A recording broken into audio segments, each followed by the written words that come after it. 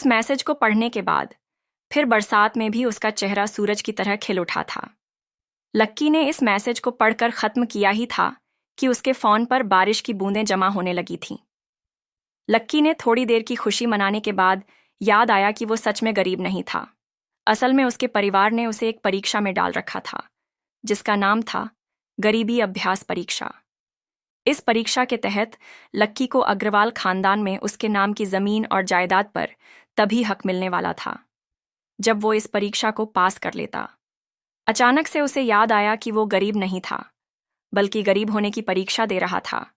हालांकि परीक्षा देते देते उसे 8 बरस हो चुके थे, इसलिए उसे एहसास होने लगा था कि वो कभी परीक्षा को पास ही नहीं कर पाएगा और हमेशा हमेशा के लिए गरीब ही रह जाएगा। अच्छा हुआ चली गई, अब मिलना कभी। लक्की ने होटल की तीसरी मंजिल की ओर देखा और पानी के अंदर ही अपना पैर पटक दिया। वो डिम्पल को कोस रहा था। उसने अपनी मोटरसाइकिल उठाई और फिर से चमन मेडिकल स्टोर जाने के लिए मुड़ने लगा। अगले दिन जब लक्की की आंख खुली तो वो सीधा उठा और तैयार होकर शहर के सबसे बड़े बैंक न्यू सिटी बैंक पहुंच गया। न्यू सिटी बैंक ना सिर्फ शहर का सबसे बड़ा बैंक था बल्कि वो सबसे अमीर बैंक भी था। वहां पर शहर के सबसे अमीर लोगों के ही पैसे जमा किए जाते थे। लक्की वहां पैसे को निकलवाने के लिए जा रहा था। New city bank south Delhi में बसा हुआ था और उसके दरवाजे के बाहर महंगी से महंगी गाड़ी खड़ी थी। भाई, अब इसमें से कौन सी नई गाड़ी लेगा? लक्की ने मन ही मन सोचा। उसे यकीन नहीं हो रहा था कि कल तक तो वो एक मोटरसाइकिल तक नहीं खरीद पा रहा था और आज वो एक कार, और वो भी इतनी महंगी कार खरीदने की सोच रहा था। फिर उसने अपनी नज़र गाड़ी पर से हटाई और बैंक के अंदर जाने लगा। उसने देखा कि बाहर बहुत भीड़ थी और महंगे से महंगे कपड़े पहने लोग बैंक के अंदर जा रहे थे। कहाँ दवाओं की बदबू और कहाँ ये खुशबू। उसने एक बहुत ही गहरी सांस ली और अंदर ज़्यादा से ज़्यादा खुशबू को समेटने की कोशिश करते हुए अपने मन में सोचा, लेकिन अगले ही पल उसके मन में संकोच पैदा हो गया था। रातों रात लक्की की किस्मत तो बदल गई थी, लेकिन उसके कपड़े नहीं बदल पाए थे। इतने बड़े बैंक में वो वही कपड़े पहनकर आ गया था जो वो अक्सर अपने काम पर पहनकर जाता था। पैसे लेते ही ना सबसे पहले नए कपड़े खरीदने हैं, लक्की ने अपने आप से कहा और फिर बैंक के अंदर दाखिल होने लगा। जैसे ही उसने दरवाजे को धक्का दिया, उसे आवाज आई, आउच। लक्की थोड़ा सा हड़बड़ी में दिखाई दे रहा था और इस जल्दबाजी के चक्कर में वो एक लंबे बाल वाली लड़की से जा टकराया था जो कि उसके बगल में ही चल रही थी। माफ करना, मैं आपको वो देख नहीं पाया, सॉरी। लक्की ने तुरंत उससे हाथ जोड़कर माफी मांगते हुए कहा।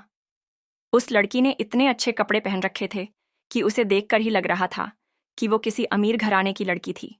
इसलिए सॉरी बोलते वक्त ना चाहते हुए भी लक्की के हाथ उसके सामने जुड़ गए थे।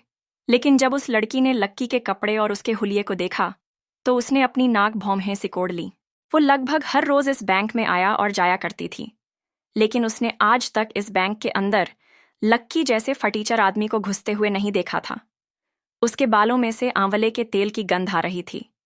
उसने गुस्से भरी नजरों से लक्की की ओर देखा और बोली, क्यों नहीं देख पाए मैं क्या ट्रांसपेरेंट हूं? तुम्हें इतनी बड़ी लड़की दिखाई नहीं देती? इससे पहले की बात आगे बढ़ती, उस लड़की ने देखा कि इस बैंक की मैनेजर यास्मीन पटेल उन दोनों की ओर बढ़ी चली आ रही है। उसने भी लक्की को देखकर वैसी ही शक्ल बनाई थी जैसी शक्ल उस लंबी लड़की ने बनाई थी। I am so sorry miss, आपको कहीं लगी तो नहीं? यास्मीन ने उस लड़की से पूछा और फिर घिन्न भरी नजरों से लक्की की ओर देखने लगी। लक्की तमातमाती आंखों से उन दोनों को देखे जा रहा था।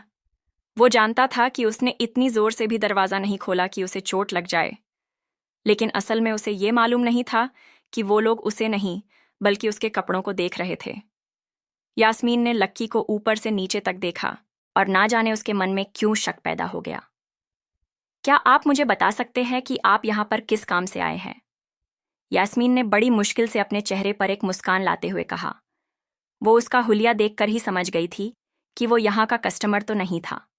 लक्की ने अपने आप को संभाला और कहा, हाँ, वो मैं अपना पैसा निकलवाने के लिए आया था। पैसे निकलवाने के लिए आए हो? यास्मीन ने लक्की की बात को ही दोहराते हुए कहा। वैसे तो वो लक्की की बात पर जोर से हंसना चाहती थी, लेकिन उसने अपने आप को थोड़ा सा काबू में कर लिया था। लक्की की बात सुनकर उसे लग रहा था कि वो कोई पागल था जो यहाँ जबरदस्ती घुसा चला आ रहा था। हाँ, तो क्या आपके पास कार्ड है? यास्मीन ने उससे आगे पूछा। न्यू सिटी बैंक का कार्ड हासिल करना एक बहुत ही मुश्किल भरा काम था।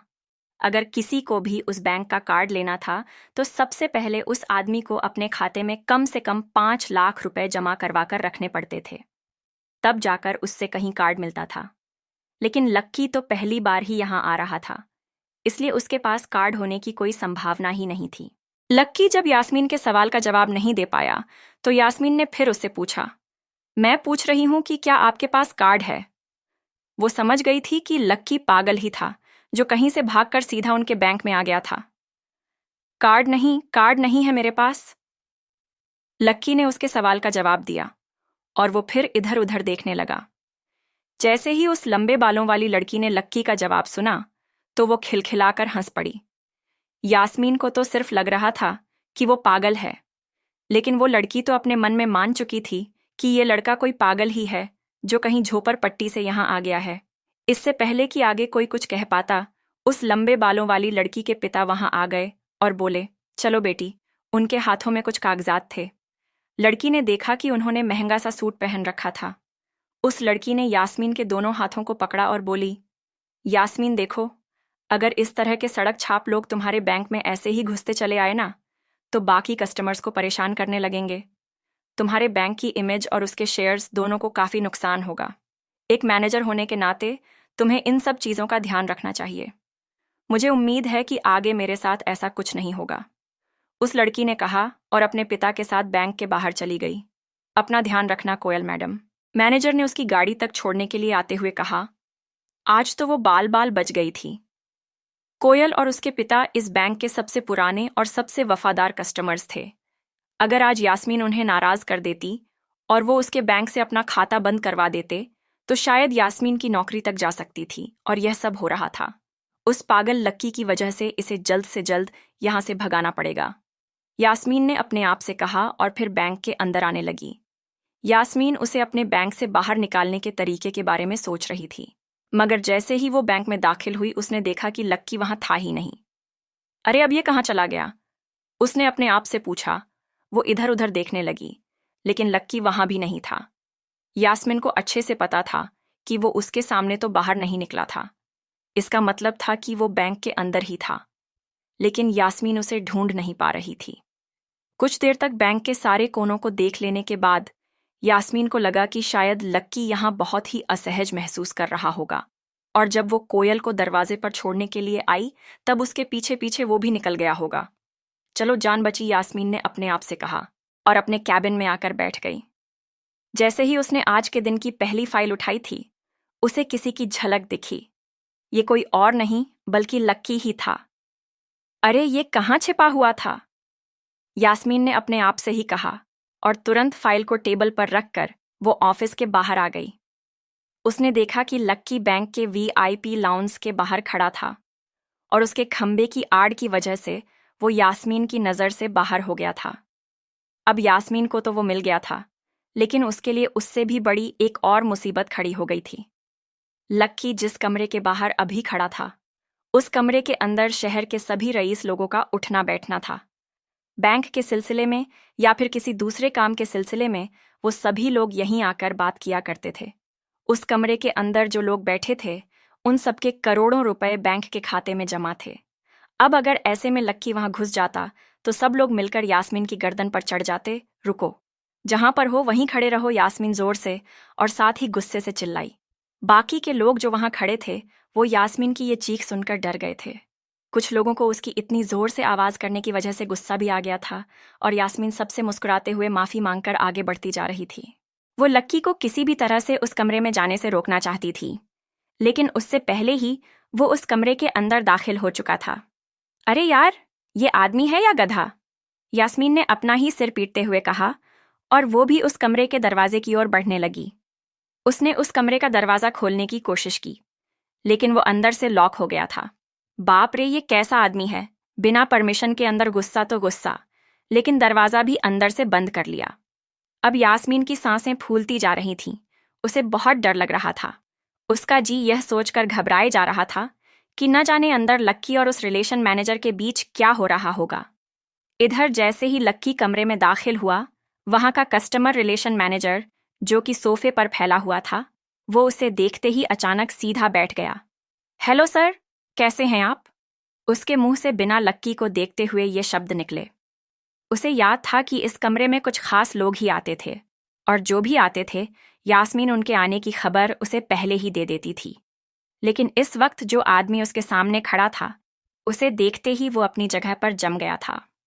ना तो वो कहीं से भी वीआईपी लग रहा था, और ना ही वो उसका कोई रिश्तेदार था।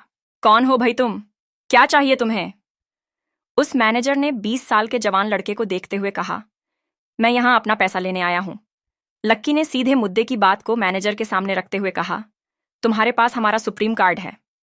मैनेजर ने उसे ऊपर से नीचे तक देखा था और पूछा। नहीं नहीं, मेरे पास कोई कार्ड नहीं है, लक्की ने कहा।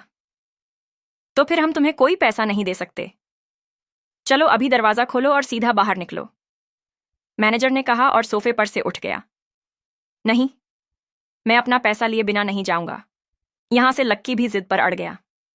अरे बोला ना, बिना कार्ड वाले को पैसा नहीं मिलता है, और वो भी पैसा होगा तब तो मिलेगा ना, मैनेजर ने उसके करीब आते हुए कहा। अरे पैसा है तभी तो निकालने आया हूं सर, लक्की ने कहा। देख, फालतू की बहस मत कर सुबह सुबह, वरना मैं सिक्योरिटी को बुला लूंगा तो वो लोग मार मार कर बाहर निकालेंगे तुझे। लक्की यह सुनकर घबरा गया था।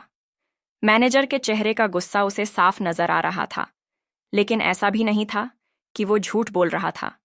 भले ही उसके पास कार्ड नहीं था, लेकिन इसका मतलब ये नहीं था कि वो अग्रवाल खानदान का लड़का नहीं था। जैसे जैसे मैनेजर उसकी ओर बढ़ता चला जा रहा था, लक्की का डर भी बढ़ता जा रहा था।